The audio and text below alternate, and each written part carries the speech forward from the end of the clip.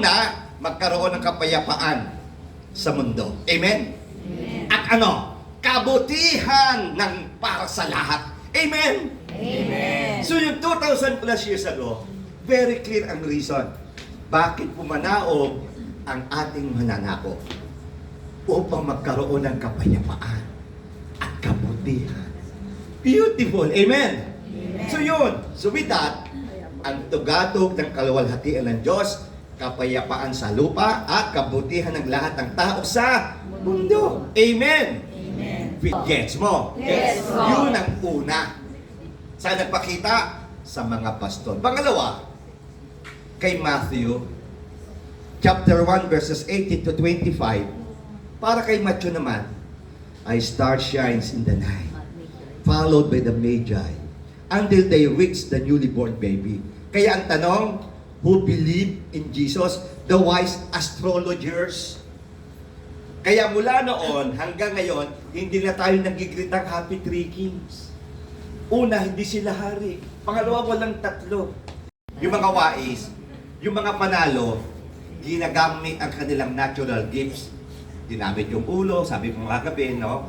Ginamit ang mata, at tumingala, nakita ang tala, nagtanong, naglakad, ginamit yung tuhod, dalawa kasi pagkaisa lang, one hood, no? Yun. They praise God, at yung mga wais, nagbibigay. Amen? Silang nagbigay eh. So with that, very clear. Pangalawa, doon sa kwento ni Matthew, what is Epiphany? It tells about the star.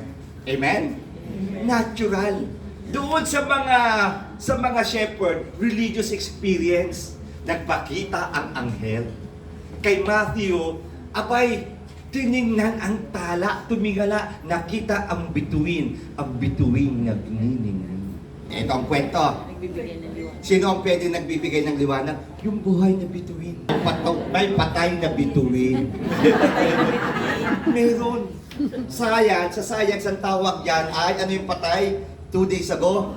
Ito ya. Yung sinabi dito, doon sa science, anong sabi? Sino yung patay na bituin? It's called black hole.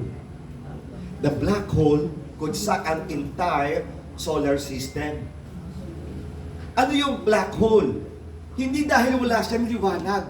Ang patay na bituin, may liwanag na sa loob, hindi lumalabas. Dahil ang liwanag na sa loob, it sucks. Iyon ay humihigop. At pag ikaw hinigop na doon, mamamatay ka. Kaya yan ang black hole. Di ba kung minsan, alam ko namang wala dito sa HJM, wala dito sa solo parent. Di ba kung minsan may dumadaan na parang black hole, nawawala yung energy mo. Eto na naman si Contrabida. Di ba? Wala pang sinasabi mo lang, wala na energy ka. Di ba? Kaya kung minsan scientific, hindi maunawaan yung black hole. Pero sa atin, alam na alam natin yan. Yun yung mga asshole. Pero, ito ngayon, pasok na tayo doon. Ano na naman yung message ni Jesus kahapon? Iduduktong ko lang. Kahapon, tayo ay victors, correct? Tapos, meron naman yan. 2 days ago, the Spirit of the Lord is on me because He has anointed me to